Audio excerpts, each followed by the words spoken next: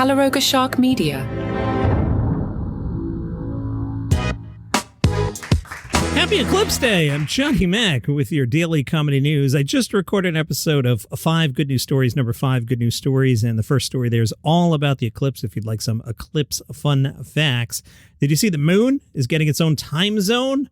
Stephen Colbert joked, it'll be great for anyone who needs an excuse to day drink. Hey, it's moon o'clock somewhere. Jimmy Kimmel said, this sounds like a fake Project Trump would have given Mike Pence to keep him busy. Seth Meyers said, in honor of the solar eclipse, Krispy Kreme is offering a glazed donut that's dipped in black chocolate icing and topped with sprinkles, buttercream frosting, and an Oreo. That is true. The joke, after a dozen of those, you will also block out the sun. I have no voice today. I don't know why. I don't think The Mirror newspaper understands Tim Dillon's comedy. The headline, Tim Dillon has slammed baby boomers as a selfish generation who refused to retire. He was on the Diary of a CEO podcast. Dillon called boomers very sick people and called millennials a crap generation who want to be patted on the back for everything. He then targeted Gen Z as he claimed they should be drafted into wars so they can go die in Ukraine. Send your letters to Tim Dillon, not me. Tim said, I love the boomers. They're a selfish generation. The state of the boomers is there are these very powerful people who refuse to leave their mansions. They won't retire. They diminish their children by saying, I can't believe you can't own something like this. They like holding these houses over the kid's head. They're very sick people.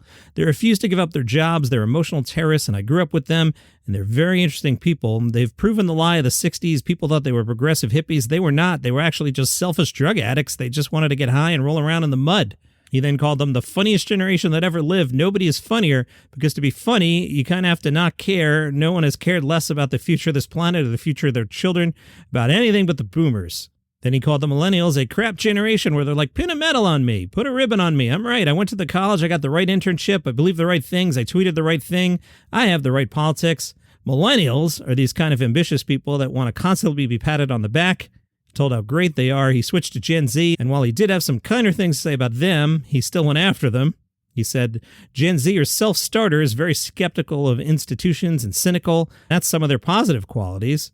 Their more negative qualities are the murder, filming murders, and fentanyl vapes, and we need a draft, to be honest.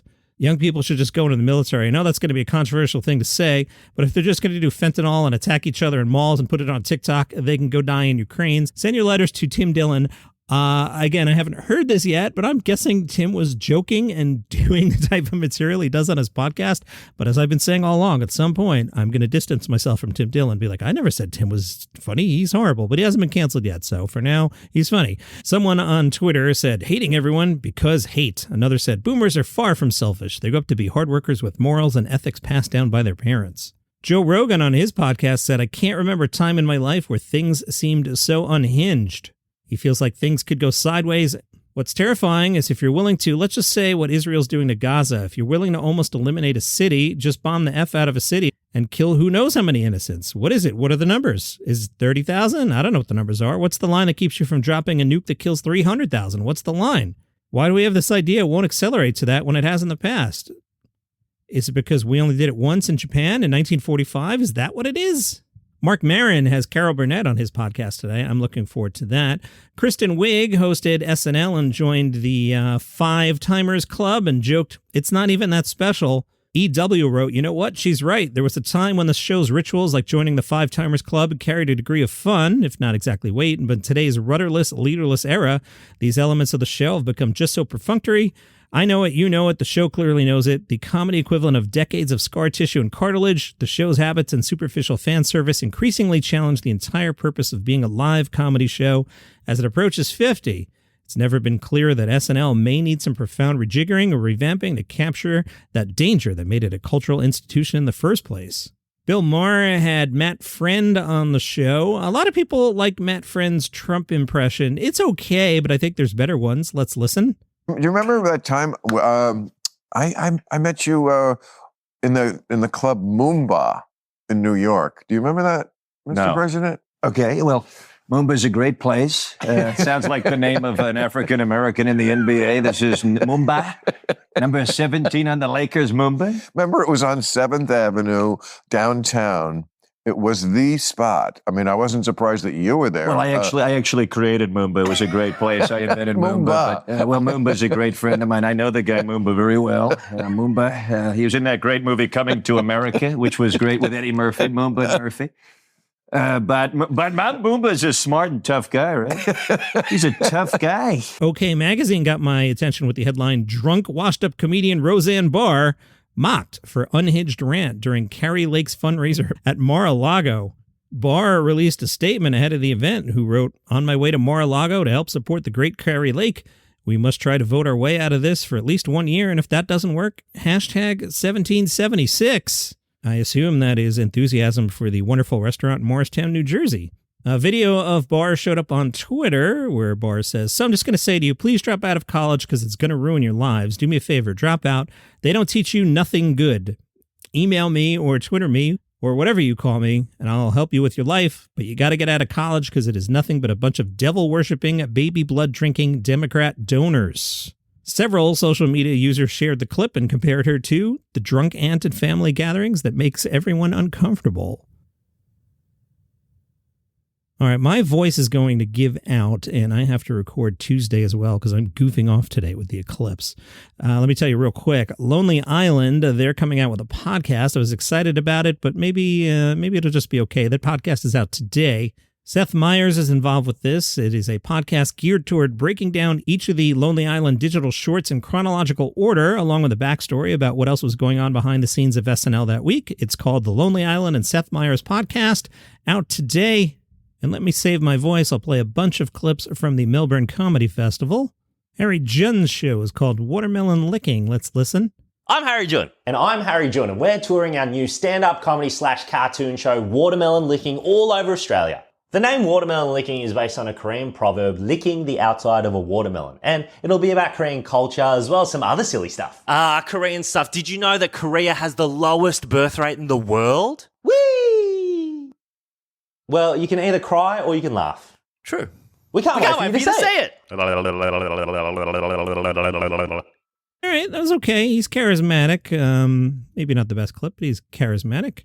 Simon Taylor's show was called Big Time. The Adelaide Advertiser, Glam Adelaide, and The Age all gave it 5 stars. And here's a clip of him on The Tonight Show, so must be pretty good. Let's see. Hello, this is fun. The last fun thing I did before I came to America was I played Monopoly with my parents. But they play Monopoly by the modern rules. Do you know the modern rules of Monopoly? That's where my parents start with all the property, and I just wait for them to die.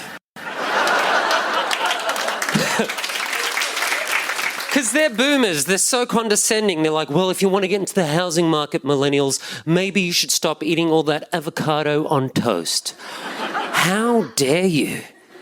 Let's do the math for the boomers, okay? $25 a pop for smashed avocado, eggs, coffee. You do that 4 times a month, that's $100 a month, that's $1,200 a year. So if I want to put a deposit on a house in an inner city suburb, I have to stop eating avocado toast for 20 to 30,000 years.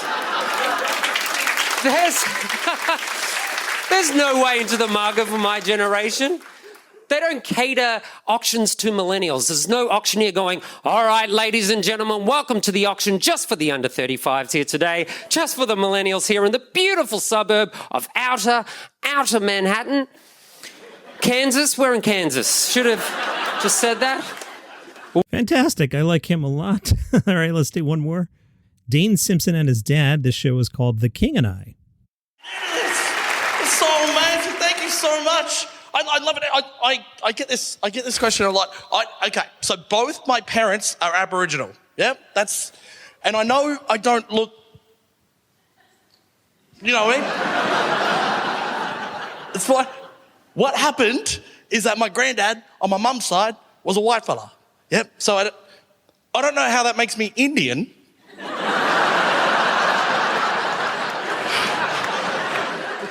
But you lot are adamant that I am.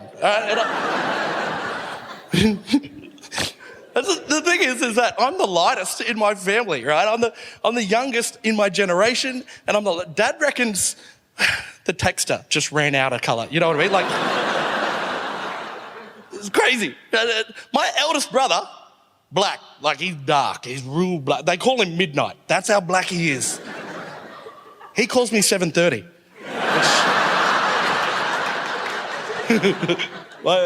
He's Dane Simpson. I like him a lot. All right, let me save my voice and wrap it up here today.